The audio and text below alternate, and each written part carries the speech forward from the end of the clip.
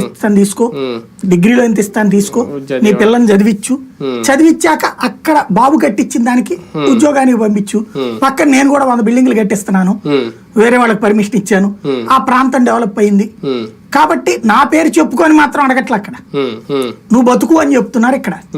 ఈ రెండింటి మధ్యన తేడా అదే.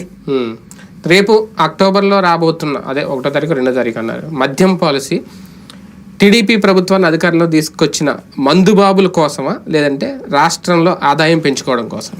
ఒక్క రిక్వెస్ట్ మాత్రం చేద్దాం, అక్టోబర్ 2 లోపు పెట్టద్దు, పెడితే అక్టోబర్ తర్వాత పెట్టండి. అక్టోబర్ 2ను మాత్రం ఇనాగ్రేట్ చేయకండి. కొత్త మద్యం పాలసీ అదే అప్పుడు చేయబాకండి, పరువు పోతుంది.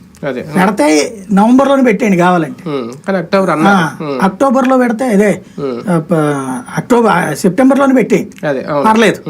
ఎందుకంటే నెలకు ఒకటి పెడుతున్నాం కదా, నెల పెన్షను, ఈ నెల అన్న క్యాంటీను, రేపు వచ్చే నెల బస్సులు లేవు కాబట్టి ఇది పెట్టేయండి. సెప్టెంబర్ 15 సెప్టెంబర్ లో ఏదో మంచి రోజు చూసుకుని పెట్టేయండి, అంతేగాని అక్టోబర్ 2 మాత్రం పెట్టకండి, మరి అసహ్యంగా ఉంటది. గాంధీ జయంతి రోజున మద్యానికి క్లియరెన్స్ ఇచ్చామనేది బాగోదు ఒకటి.